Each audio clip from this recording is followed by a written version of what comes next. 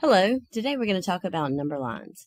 The number line is probably the most important model or math tool a student can use in mathematics. And the main reason is because the number line enables a student to gain that strong foundation in number sense. And number sense is the building block for success in math. A number line can be used by students even before they enter school, in preschool ages, having them around the house or even making them yourself on a piece of paper. It just really helps the student visually see where a number falls as far as its value in the number system. And we use it all the time in first grade, at least at my class. It's like my personal goal to make sure my students know how to use that number line for just about every math problem that they encounter.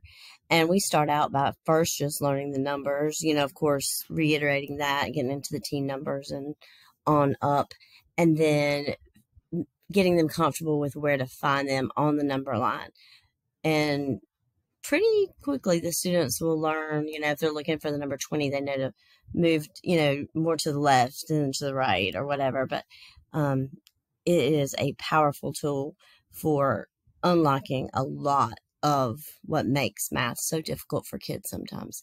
So I just want to show you really quick how we would use it in our classroom. So if we have just a simple addition problem like 4 plus 3, and we're trying to find out what the sum of that is, my students would know to start at 4, and I'll show you here on the number line, 4, and then we're going to add 3. So we learn, and I teach them that when you add, of course, you're adding to what you have, so your number is going to increase, and therefore you're going to go to the right on the number line so that the numbers will get bigger. So we're adding 3, which means we're going to go up 3 numbers. And so we're going to jump. And we always call it, at least I always call it jumps.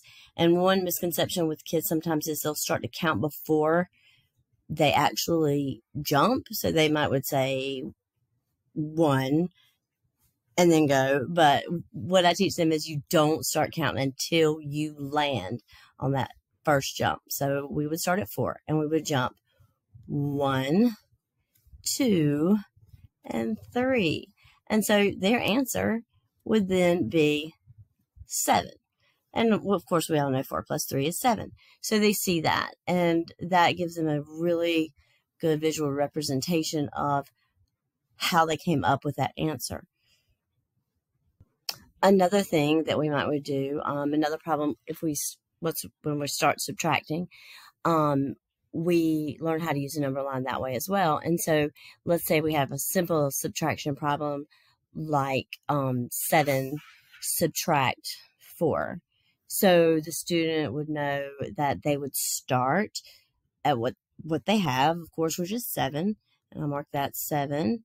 And they're going to subtract 4. So they know they're going to do 4 jumps, but they also learn that when you subtract, you are reducing what you have or taking away, as we say sometimes. So we're going to go left on the number line because our number, the value of that number is going to decrease because we are subtracting from it. So 7 subtract 4, I think that's what I said. We'll just show that's going to be 1 when we land, 2, 3, and 4. And so our answer, of course, is 3. And we all know 7 subtract 4 equals 3.